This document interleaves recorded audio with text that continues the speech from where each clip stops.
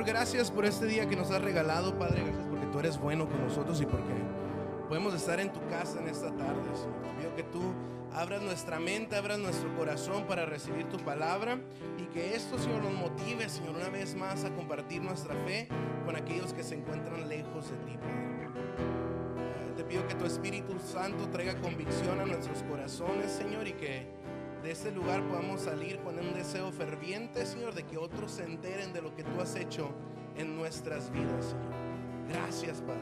En el nombre de Cristo Jesús os decimos amén.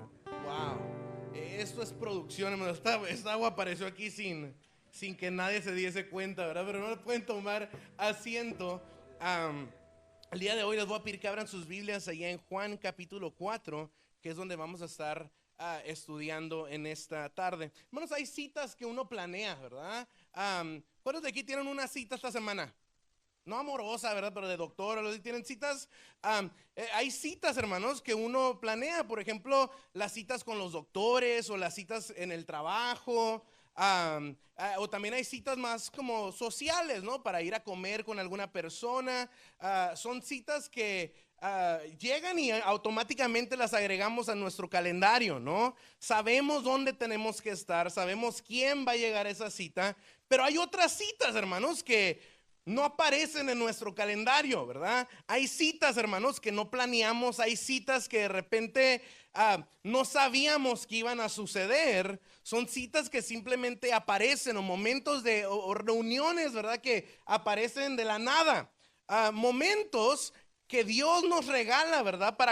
Para platicar o nos pone a alguien en un momento específico, ¿verdad? Para platicar con ellos. En esas citas de repente, hermano, nos encontramos con conversaciones que no pensábamos tener o que no teníamos planeado tener. Nos encontramos con momentos en que una persona, mira, a muchos les ha pasado esos momentos en los que de repente estás en un lugar sentado en un lugar aleatorio, a lo mejor esperando una cita, a lo mejor esperando la cita del doctor, o a lo mejor en un supermercado, y de repente la persona que te encuentras te empieza a contar toda la historia de su vida. ¿Te ha pasado eso? ¿Verdad que sí? Son citas o momentos, hermanos, que no estaban planeados. De repente un compañero del trabajo viene y te venía a preguntar algo del trabajo, pero de repente te empieza a contar lo que está pasando en su casa, ¿verdad? Y son momentos o citas que el Señor pone en nuestras vidas, ¿verdad? Oportunidades que el Señor pone en nuestras vidas que no teníamos planeado. O de repente vamos manejando en el carro, ¿verdad? Y vamos tal vez con una tía, un primo que hace mucho no mirábamos, ¿verdad? Y de repente la persona empieza a platicarte lo que está sucediendo en sus vidas. Y ¿sabes algo? Son momentos que Dios nos regala, y al finalizar, ya que terminamos, ya que regresamos a la casa, decimos, wow, fue Dios, ¿verdad?, quien nos puso en ese lugar para tener esa conversación. A eso, hermanos, el día de hoy me gustaría llamarles citas divinas, ¿verdad? Son citas o momentos que el Señor nos regala o nos pone en ese lugar específico para hablarle a las personas acerca de Dios, ¿verdad? O hablarle a las personas acerca del evangelio, o cómo es que nosotros hemos encontrado esperanza en Dios, ¿verdad? A través incluso de nuestras dificultades. Hermanos, son citas divinas. ¿Y sabes algo? Hay un hombre, y ese es Jesús, que era un experto en aprovechar esos momentos divinos, ¿verdad? O esas citas divinas. Y una de esas citas divinas las encontramos ahí en Juan capítulo 4. Es la historia de Jesús con la mujer samaritana, ¿verdad? Abre tu Biblia, Juan capítulo 4, y mira lo que dicen los primeros 6 versículos. Dice lo siguiente: Jesús sabía que los fariseos se habían enterado de que él hacía y bautizaba más discípulos que Juan, aunque no era Jesús mismo quien los bautizaba, sino sus discípulos. Así que se fue de Judea y volvió a Galilea. Versículo 4, atención a lo que dice ahí. Dice, en el camino, ¿qué dice? Tenía que pasar por Samaria. Una vez más lo leemos todos juntos. Versículo 4 dice, en el camino tenía que pasar por Samaria. Entonces llegó a una aldea samaritana llamada Sicar, cerca del campo que Jacob le dio a su hijo José. Y ahí estaba el pozo de Jacob, y Jesús, cansado por la larga caminata, se sentó junto al pozo cerca de ¿qué horas? Del mediodía. Hermanos, una pregunta que surge, ¿verdad? Aquí es al leer el versículo 4, dice, en el camino, dice, tenía que pasar por Samaria. Hermanos, ¿realmente era necesario pasar por Samaria para llegar a Galilea? La respuesta, hermanos, era no, ¿verdad? Si lo vemos desde un punto de vista geográfico, Samaria no es el único acceso a Galilea. Mira, si tú abres un mapa y te das cuenta, hay muchas maneras de llegar a Galilea y Samaria no necesariamente es la única ruta. De hecho, a causa de conflictos socioreligiosos y culturales, era muy común, hermanos, que los judíos, como Jesús, evitaran cruzar por territorio samaritano, ¿verdad? O Samaria era una de esas regiones del mundo que los judíos trataban de evitar, ¿verdad? Yo me atrevería a decir, hermanos, que entre judíos y samaritanos no había muy buena relación. Era como Chivas y América, ¿verdad? O era como Padres y Dodgers, ¿no? Y es momentos en los que ni los samaritanos quieren a los judíos, ni los judíos quieren a los samaritanos, ¿verdad? Yo sé que aquí amamos a todos los de los que son aficionados a los Dodgers y han encontrado esperanza, ¿verdad? En el verdad. Pero bueno. Pero hermanos, entre los samaritanos y los judíos existía esa rivalidad, ¿verdad? Y era muy común que las personas rodearan, ¿verdad?, Samaria para llegar a Galilea. Y no atravesaban esos lugares porque ellos sabían que ahí no eran bien recibidos. Pero Jesús dice aquí, Juan, que él tenía que pasar por Samaria. Hermanos, esto no era una necesidad geográfica o de ruta. De hecho, hermanos, era una cita divina. La palabra que se utiliza aquí, hermanos, en el griego es daisei. La palabra cuando dice tenía que pasar es la palabra daisei en griego, que aparece en otras porciones de la Biblia, que habla acerca de momentos que tenían que suceder porque así es la voluntad de Dios. Por ejemplo, cuando Jesús habla acerca de la necesidad de morir y resucitar, utiliza la frase daisei. Por ejemplo, Juan 3:14 al 15 dice: y así como Moisés levantó la serpiente de bronce en un poste en el desierto, atención, aquí aparece daisei, dice: así deberá ser levantado el Hijo del Hombre, dice así. ¿Se fijan?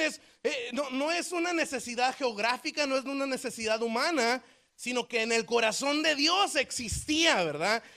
La necesidad de cumplir con esto específicamente. Juan 28 al 9, igualmente, ¿verdad? Dice lo siguiente: entonces el discípulo que había llegado primero a la tumba también entró y vio y creyó, porque hasta ese momento aún no habían entendido las escrituras que decían, escuchen, que Jesús tenía que resucitar de los muertos. Hermanos, daisei tiene que suceder porque esa fue la voluntad de Dios. Aquí, hermanos, dice, tenía que pasar por Samaria. Hermanos, no existía una necesidad geográfica, pero en el corazón de Jesús tenía que pasar por ahí. Había algo, ¿verdad?, en el corazón de Jesús que decía: hey, tengo que ir a Samaria. Tengo que ir a visitar al tío. Tengo que ir a visitar a mi primo enfermo. Tengo que ir a visitar a mi amigo que no he visto en varios años. Estamos agarrando aquí el hilo de la lección. Hermanos, Jesús tenía que pasar por Samaria. Eso fue, hermanos, un momento diseñado por Dios. Y es ahí donde yo creo que inicia el evangelismo, ¿no? Cuando tú y yo le pedimos a Dios que nos ponga en un momento en el cual podamos compartir el evangelio, ahí inicia un corazón evangelístico. Cuando tú y yo le rogamos al Señor: Señor, dame la oportunidad de declararle mi fe a esta persona. Hermanos, ahí es donde inicia el evangelismo. ¿Le has rogado al Señor por esa oportunidad? O simplemente dices: no, yo quiero orar, yo quiero compartir mi fe. Pero ¿alguna vez le has pedido al Señor que te ponga en una oportunidad para compartir el evangelio? Bueno, te aseguro que si se lo pides, Él te dará la oportunidad. Yo estoy convencido, hermanos, de que Dios dirige nuestros pasos de tal manera que tengamos encuentros con personas específicas en nuestras vidas. No es casualidad que te encontraste a esta persona que estaba enferma. No es casualidad que te encontraste a este amigo que ocupaba X cosas. Yo no creo que es casualidad, es cita divina. ¿Te fijas? Es oportunidad entregada por Dios. Hermanos, así como Jesús, tú y yo tenemos que aprender a aprovechar esas oportunidades. Aprendamos de Jesús. Mira, si tú me dices, yo creo que Jesús es el evangelista por excelencia. No hay un evangelista más grande que nuestro Señor Jesucristo. Y mira lo que pasa, versículos 6 al 10. Dice, ¿lo tenemos? ¿Sí? Juan 4, 6 al 10 dice lo siguiente. Ahí estaba el pozo de Jacob y Jesús, cansado por la larga caminata, ¿qué dice que hizo Jesús? Se sentó junto al pozo cerca del mediodía. Poco después llegó una mujer samaritana a sacar agua y Jesús le dijo, por favor, dame un poco de agua para beber. Él estaba solo en ese momento porque sus discípulos habían ido a la aldea a comprar algo para comer. La mujer se sorprendió, ya que los judíos rechazaban todo trato con los samaritanos. ¿Se acuerdan que les dije eso? Entonces le dijo a Jesús, usted es judío y yo soy una mujer samaritana. ¿Por qué me pide agua para beber? Jesús contestó, si tan solo supieras el regalo que Dios tiene para ti y con quién estás hablando, tú me pedirías a mí y yo te daría agua viva, dice así. Vamos, aprendamos del maestro por un momento, amén. ¿Qué fue, hermanos, lo primero que Jesús hizo ante tal oportunidad? Primero, hermanos, se tomó el tiempo de platicar con esa mujer. Dice el versículo 6, se sentó junto al pozo cerca del mediodía. El motivo número 1, hermanos, o el motivo número 2. La verdad no sé si es cierto eso, ¿verdad? Pero yo creo que sí, el motivo 1 o 2, ¿verdad? Es de que uno de los motivos principales por el que la gente no evangeliza es por esto. No tienen tiempo. O hermano, tú le preguntas a la gente, oye, pero ¿por qué no compartes tu fe? ¿O por qué no vas a evangelizar? Es que yo estoy muy ocupado, salgo del trabajo hasta las 6 y entro desde las 3 de la madrugada, ¿verdad? Y simplemente no tengo tiempo para evangelizar. Hermanos, uno de los motivos principales por el que la gente no comparte su fe es porque, miren, no tienen tiempo para hacerlo. Están demasiado ocupados, hermanos, como para andar arrebatando almas al infierno. Lo primero que Jesús hizo, hermanos, fue lo siguiente: tomarse el tiempo para compartir su fe. Mira, créeme que compartir tu fe requiere tiempo, requiere compromiso. No va a suceder de la noche a la noche. No, tienes que ser intencional para compartir tu fe. ¿Qué fue lo segundo que hizo Jesús, hermanos? Escucha esto. Encontró un punto en común con la mujer samaritana. Buscó la manera, escucha eso, de ser amable con esta mujer que estaba en el pozo. Buscó, hermanos, tener una conversación genuina con la mujer. Buscó la manera, escucha esto, de conectar con la mujer samaritana. Yo creo, hermanos, que el problema de muchos cristianos es que muchos cristianos quieren ganar almas para Cristo, pero ni siquiera saben decir buenas tardes. Yo creo, hermanos, que el problema de muchos cristianos es que sí quieren alcanzar al mundo para Cristo, pero son cristianos sangrones. Hello, okay, hello. Bueno, lo que llamó la atención de la mujer samaritana en ese momento, hermanos, no fue la teología de Cristo.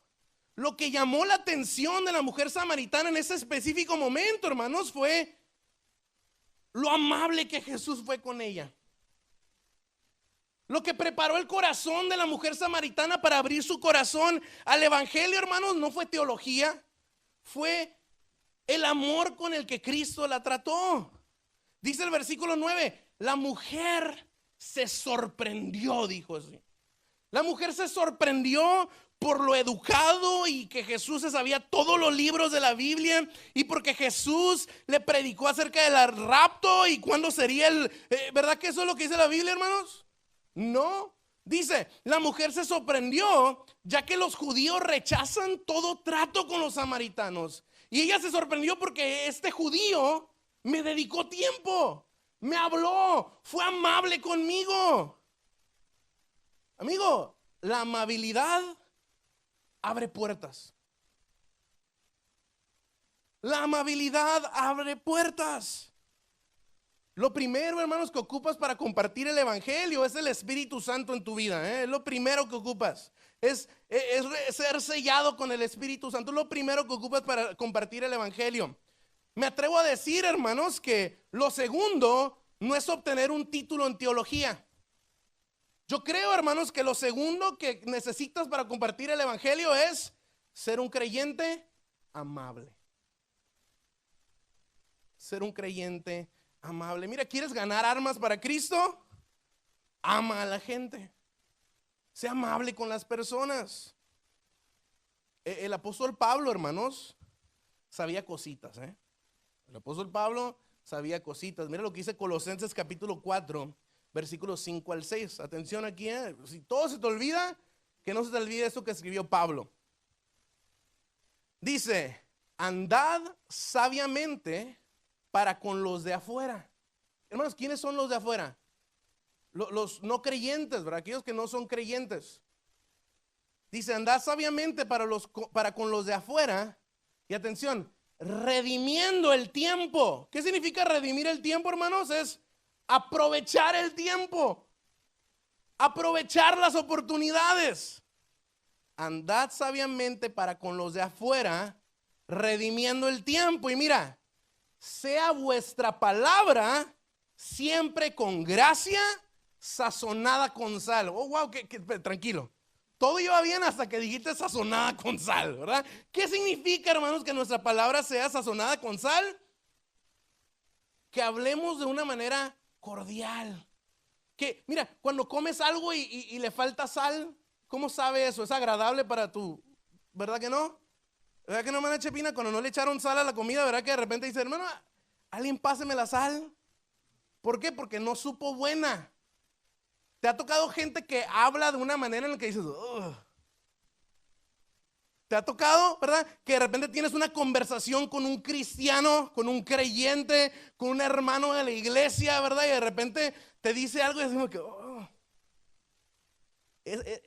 Esa frase, hermanita, ya vieron, lo quiero utilizar ese meme tanto, ¿verdad? Hay un muchacho que se hizo famoso, viral ahorita en las redes sociales, que dice, para los hermanos, que lo que yo le diría a un hermano que habla, no sé qué, dice, ¿lo han visto?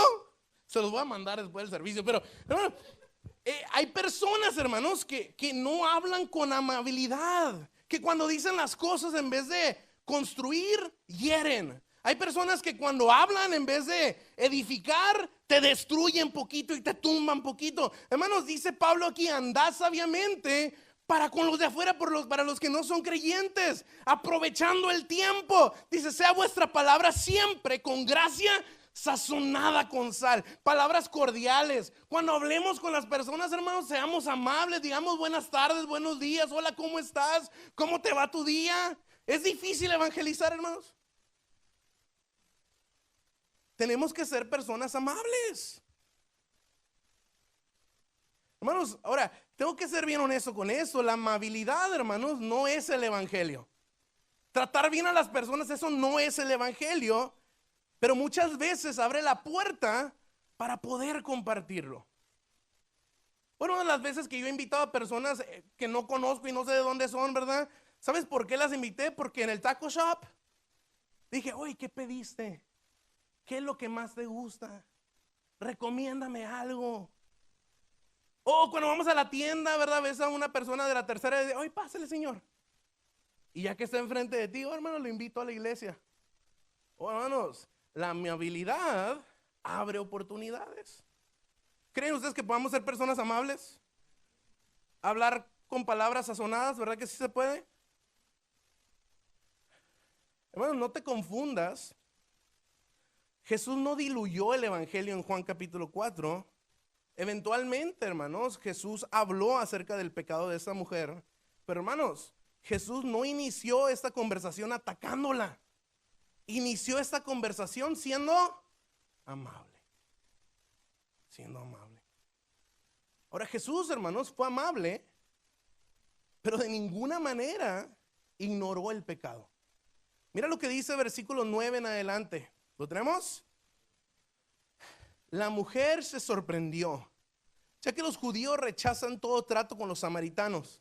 Entonces le dijo a Jesús, usted es judío y yo soy una mujer samaritana, ¿por qué me pide agua para beber? Jesús contestó, si tan solo supieras el regalo que Dios tiene para ti y con quién estás hablando, tú me pedirías a mí y yo te daría agua viva.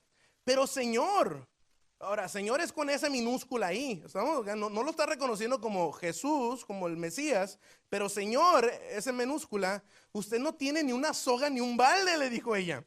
Y este pozo es muy profundo, ¿de dónde va a sacar esa agua viva? Además, ¿se cree usted superior a nuestro antepasado Jacob, que nos dio este pozo? ¿Cómo puede usted ofrecer mejor agua que la que disfrutaron él, sus hijos y sus animales? Hermanos, los samaritanos, una creencia que ellos tenían era que Jacob era top del top, era como encima y superior a los demás. Esta mujer no estaba reconociendo a Jesús como el Mesías, de hecho lo reconocía como inferior a Jacob. Dice el versículo 13, Jesús contestó: cualquiera que beba de esta agua pronto volverá a tener sed. Está hablando del agua, ¿de dónde? Del pozo, ¿estamos? Dice, cualquiera que beba de esta agua pronto volverá a tener sed, pero todos los que beban del agua que yo doy no tendrán sed. ¿Cuándo? Jamás. Esa agua se convierte en un manantial que brota con frescura dentro de ellos y les da vida eterna. Hermanos, ¿qué está compartiendo Jesús aquí? Evangelio. Dice, por favor, le dijo la mujer, déme de esa agua, así nunca más volveré a tener sed y no tendré que venir aquí a sacar agua del pozo, le dice, ¿verdad? Y mira el versículo 16, Jesús le dijo, atención, Jesús le dijo, ve y trae a tu esposo. ¿Listos para el chismecito? ¿Listos? Mira lo que dice, versículo 15. Por favor, Señor, le dijo a la mujer. No, ese es el 15. Perdón. Versículo 17 dice, Señor, yo no tengo esposo. Respondió la mujer. Es cierto, dijo Jesús, no tienes esposo porque has tenido 5 esposos. Y ni siquiera estás casada con el hombre con el que ahora vives. Ciertamente no me has mentido, mujer samaritana, le dijo. Oh, hermanos, Jesús, hermanos, fue amable. Jesús mostró amor, pero en ningún momento ignoró el pecado que llevaba esta mujer. Jesús, hermanos, fue quien inició la conversación. Él fue quien mostró gracia hacia la mujer. Fue quien brincó las barreras culturales para acercarse a esta mujer samaritana, hermanos. Pero Jesús incluso fue quien despertó la curiosidad. Vamos a platicar, tengo algo que compartir contigo. Jesús, hermanos, le presentó el evangelio, el agua viva a esta mujer. Pero Jesús, hermanos, nunca confundió amor con aprobación. Nunca confundió amor con aprobación. Jesús, hermanos, en este momento está confrontando el pecado de la mujer. Ahora, tengo que ser bien honesto contigo. La pregunta de Jesús, ¿trae a tu esposo? Hermanos, Jesús ya sabía. Jesús ya sabía el trasfondo de esta mujer. Pero Jesús, hermanos, está confrontando el pecado de la mujer. Jesús sabía, hermanos, cuál era el motivo por el cual esta mujer estaba sacando agua del pozo a las 12 del día. La cultura judía, hermanos, y los tiempos antiguos dicen que hay 2 momentos en el día en el cual vas y sacas agua: en la mañana o en la noche. Pero ningún loco se acerca al pozo al mediodía. ¿Por qué? Porque hace mucho calor. ¿Estamos? Porque hay mucho sol. Toda la gente, hermanos, cuando iba a sacar agua, iba o en la mañana o en la tarde. Pero esta mujer, hermanos, ¿a qué horas fue? A las 12 del día, al mediodía. Muchos sugieren, hermanos, que esta mujer llegó a esa hora con la intención de pasar desapercibida. Ella sabía lo que había en su historial. Ella sabía que el pecado que había cometido era algo público y la gente la reconocía, ¿verdad? Por haber tenido a 5 maridos y con el que estaba viviendo no era su esposo. Hermano, la mujer sabía por qué. La mujer samaritana, hermanos, era consciente de su pecado y fue a las 12 del día para evitar a la gente. Pero Jesús fue intencional con sus preguntas. Ve y trae a tu esposo. Hermanos, Jesús la amó lo suficiente para acercarse a ella, pero también, hermanos, la amó lo suficiente para confrontarla con la verdad. La amabilidad, hermanos, abre puertas y abre oportunidades, pero el evangelio, hermanos, eventualmente confronta nuestro pecado. Podemos ser amables, hermanos, pero amar a las personas no significa ignorar la verdad. Y ese momento, hermanos, fue el que abrió los ojos de la mujer samaritana. Por primera vez reconoce a Jesús como profeta. Dice el versículo 19, Señor, dijo la mujer. Ahora aquí ya es con S mayúscula, ¿se dieron cuenta? Dice, Señor, dijo la mujer, seguro que usted es profeta, le dijo así. Después de esto inicia Jesús y la mujer samaritana a tener una conversación acerca de la adoración, ¿verdad? Y la mujer samaritana le pregunta, oye, ¿dónde es el lugar correcto para adorar? ¿Es en el monte o es en el santuario, verdad? Y empiezan a tener una conversación acerca de eso. Y Jesús eventualmente le contesta, versículo 23, le dice, pero se acerca el tiempo, de hecho ya ha llegado, cuando los verdaderos adoradores adorarán al Padre en espíritu y en verdad. El Padre busca personas que lo adoren de esa manera, ¿verdad? Uno de los versículos más emblemáticos de toda la Biblia, ¿verdad? Pero hermanos, después de esto nos encontramos con un pasaje con el que me gustaría concluir. Mira lo que dice el versículo 25 al 30. Dice, la mujer dijo, sé que el Mesías está por venir, al que llaman Cristo. Ahora, aquí lo está reconociendo como un profeta, mas no lo está reconociendo como el Mesías, ¿verdad? Y dice, yo sé que el Mesías está por venir, al que llaman Cristo. Cuando Él venga, nos explicará todas las cosas, está diciendo a Jesús, ¿verdad? Entonces Jesús le dijo, yo soy el Mesías. Justo en ese momento volvieron sus discípulos, se sorprendieron al ver que Jesús hablaba con una mujer. ¿Por qué? Porque era samaritana, pero ninguno se atrevió a preguntarle, oye, ¿qué quieres de ella? O ¿por qué hablas con ella? Versículo 28, atención a la actitud de la mujer samaritana. Dice, la mujer dejó su cántaro junto al pozo y volvió corriendo a la aldea mientras le decía a todos. ¿A quiénes le dijo? A todos, dice, le dijo a todos, vengan a ver un hombre que me dijo todo lo que he hecho en mi vida. Vengan, dice, vengan a ver al hombre que sabía hasta el pecado más oculto que tenía. Vengan a conocer a ese hombre. Ese hombre conocía mi pasado y aún así me ofreció agua. Ese hombre conocía la cantidad de matrimonios fallidos que tuve y aún así me mostró amor. Hermano, lo más increíble de esta historia es que Jesús conocía el trasfondo de la mujer samaritana desde el primer momento, hermanos. Él no tuvo que haber preguntado por el esposo para conocer lo que había pasado en la vida de esa mujer. Y aún así, hermanos, conociéndola completamente, se sentó con ella. A pesar de conocer cada uno de sus pecados, inició una conversación con esta mujer. Aún así, conociendo completamente cada uno de sus errores, le ofreció agua viva. Aún a pesar de todo, hermanos, confrontó su pecado y se reveló como el Mesías.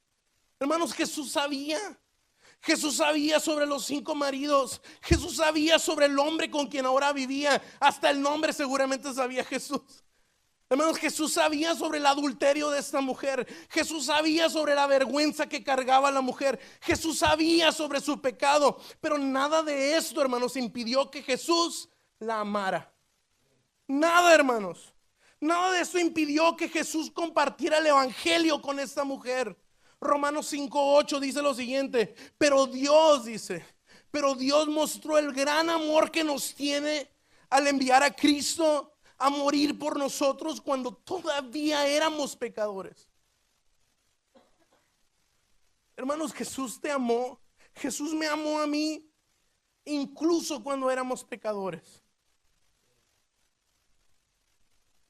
Ese es el evangelio, hermanos, que nosotros recibimos. Ese es el evangelio que tenemos que compartir.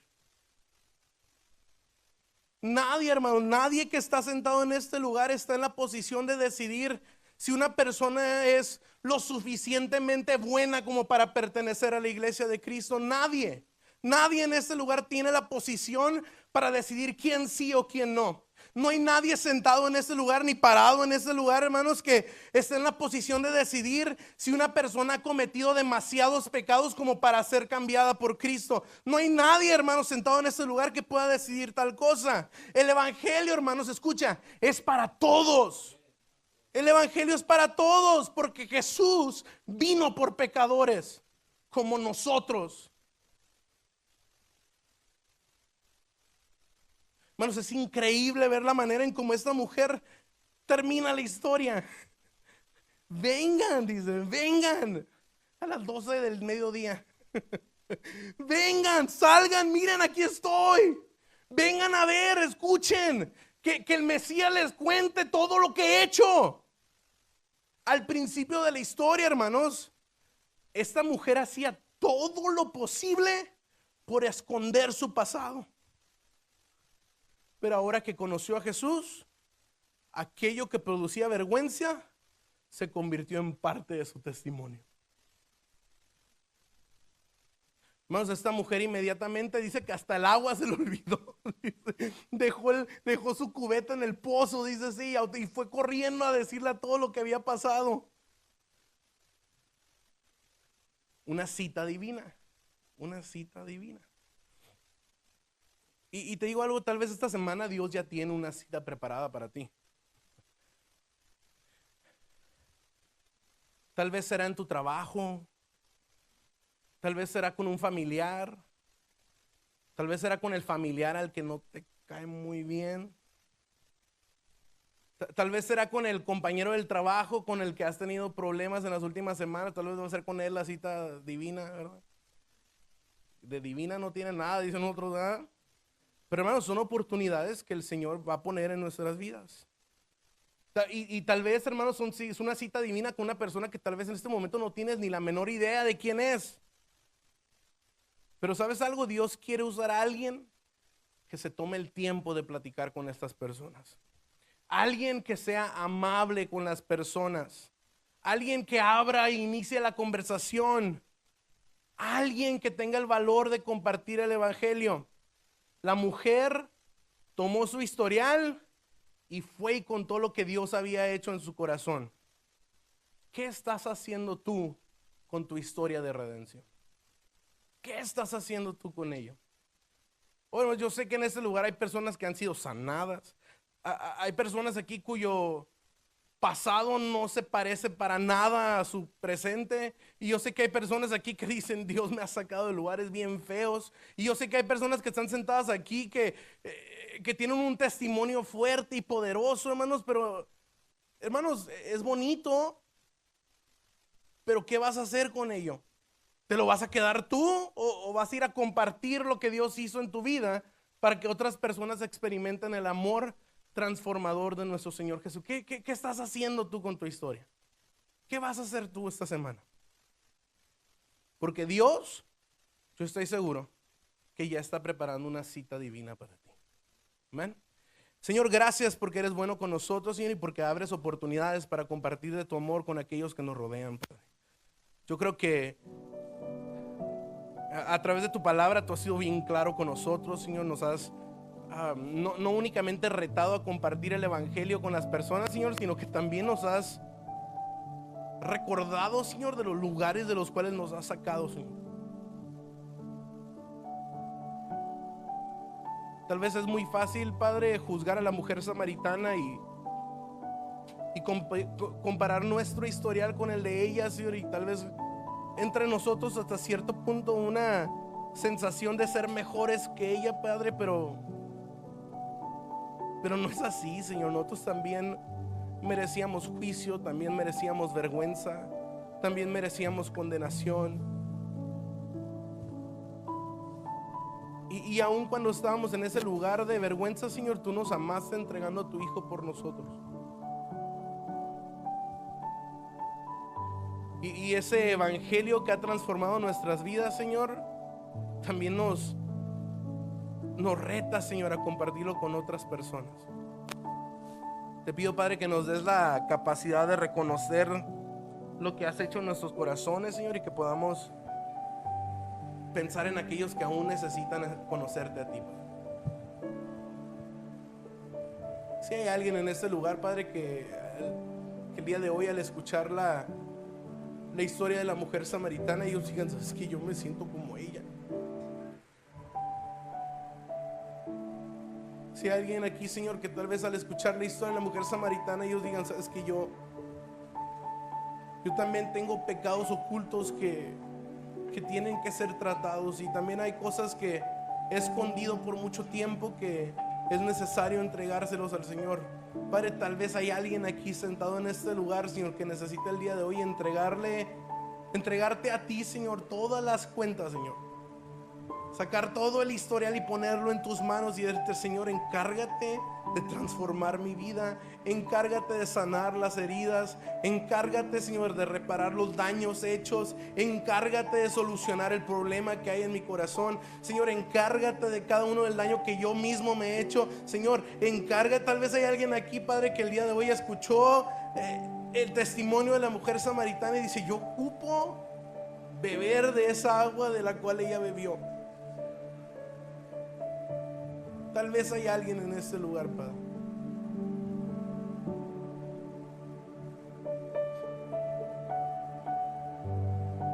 Padre, te pido que tu Espíritu Santo trabaje en el corazón y convenza a mis hermanos del pecado y les guíe, Señor, hasta tus pies. Te pido, Padre, que tu Espíritu Santo, Señor,